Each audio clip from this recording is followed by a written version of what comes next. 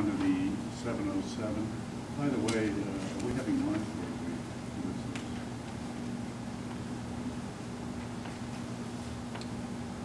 we? Since we didn't know the time frame, we made plans to go locally here, but we didn't have anything brought in.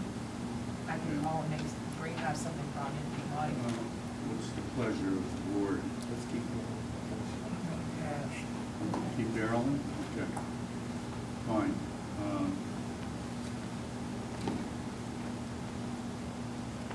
Seneca Lake. Right. Sure, I can take that. The public meeting, of course, we had informed the board at the September meeting that a public meeting was being held regarding MWCD's plans to lease and potential request for water withdrawal from Seneca Lake. A meeting was scheduled. More than 1,500 letters went out to our basic customer base, our cottage site lessees, all of our campers, all the other names that we have on that list of our user groups at Seneca Lake, as well as press release and all of that. So the meeting was held this past Wednesday. We had about 85 people who were there, about 20 people registered to make comments directly to Mark Swiger and Sean Logan and the other consultants who were available. And we also had a website or a email address that we set up and other ways that they could provide information to us. We've received probably about 12 emails to date, or letters, so to speak. So lasted about 2.5 to 3 hours. And in fact, at the conclusion of the comments, there were some folks that wanted to, if we were in a court setting or a debate setting, they kind of wanted to do a redirect, so to speak, touch on a couple other bases. So we set up a time situation there, finished that up, and staff stuck around and talked with some folks afterwards, and that was part of the process and development of a public participation policy above and beyond the elements of what are required by law for this type of program. So we're encouraged by it. Are there some things we can do different? Absolutely. You learn from those types of projects and programs. One thing I do want to address, and you've heard some criticisms of that we're summarizing or not providing full, complete disclosure of those elements. That's absolutely not true and never been true here. And in fact, that goes back to 2005 with the assessment process and the public meetings we had in this very room where board members received the entire document, which will occur here as well. So very pleased with how it went overall. Thank you. Any questions? Next item is oil and gas update. Just want to let you know that we have received some additional requests on small isolated parcels similar to the Sierra lease that I brought for you today, so I'll probably be bringing another lease or two in the near future.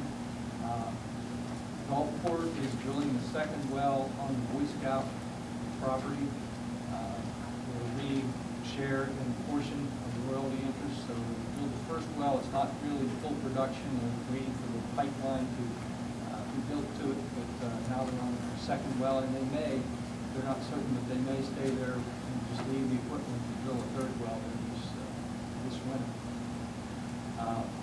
Gulfport has permitted a well on the Muskegon watershed condemning. This is one of the 6 locations that were pre-approved during the leasing process, where it's actually part of the lease document that shows where there can be some wells. So that is in process. We've received some preliminary designs and so forth, so we're working on that. And we have, as you know, requests from various oil and gas producers to meet and talk about the possibility of leasing land at Seneca. So we plan to meet with them and get a sense of their operations and whether or not they're in a position to be able to develop district property from adjacent land.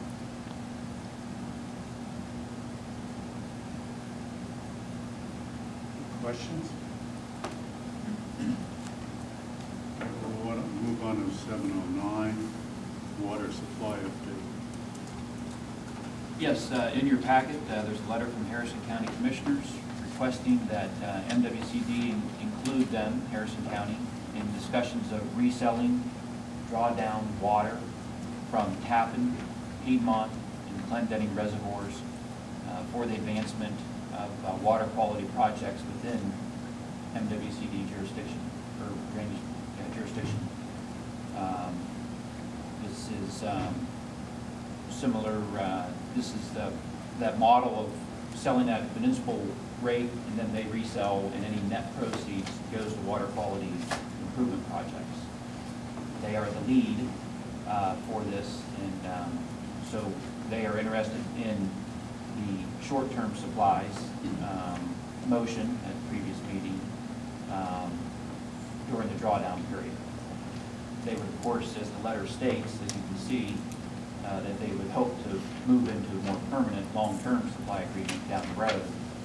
And it matches up with County Engineer Rod Sterling's thoughts, I guess, many years ago of creating a regional water sewer district with Guernsey and potentially Guernsey and Belmont counties around those three named reservoirs. So they are essentially advancing a previously thought of regional entity for water supply. Do they know the battle that occurred when the Atwood Regional Water and Sewer District was formed? How antagonistic it was? Rob was actually the assistant chief engineer at the time that the Atwood Regional System was designed and proposed. Is there a reason to think it would be any easier this round than it was in Atwood? Always are difficult. I think he's full aware of the potential problems. Well, there are some different dynamics. There could be some different dynamics in terms of poor water quality, where a community is requesting to be a part of a regional district. So there's myself, I've had various different experiences. Some positive, some difficult, as you experienced referencing Atwood. It depends on how they design it, but it's whether they wish to go that route. Does the CADIS proposal still stand, or is this included in the CADIS proposal, or This replaces it. places it? Does it include CADIS? Does this proposal include CADIS? That's between the Harrison County Commissioners and CADIS. They would, of course, their pitch that they made to John and I was that they would use, they would sign an agreement with CADIS to utilize CADIS's permanent intake structure at Tappan for the first phase of this. That's in essence the short-term side of this equation. We're in drawdown, just increase what is withdrawn at their current structure. And so then the agreement is between CADIS and Harrison County, what they pay CADIS to utilize that structure. We're not going to act on this today. No, this is just simply to inform the board. Yes, sorry. We'll continue Well, dialogue with Harrison County officials, and if anything materializes, we'll get back to the board. I don't know if the other board members think, but I would reiterate my concern. I think it's a very slippery slope that we get into if we start indirectly funding sanitary sewers. Where do you end it? Who's the next hand that's going to be up? I think it's a precedent that concerns me a great deal. I guess I take a different approach on it. But water quality is part of our charge. And sewer districts, if we can stimulate the development of regional sewer districts to prevent the pollution of the reservoirs and rivers, then I think we're doing a good thing. But we cover 18 counties in the low line, and the cost of all the sanitary sewers in 18 counties is so beyond our financial. I'm not proposing that we build with them, but if we can participate and instill some enthusiasm with people who do it. I think this is slippery slope. Where do you draw the line, which ones we fund and which ones we don't? It's a mess. Well, also, I'm concerned about the underpinning is a giddy notion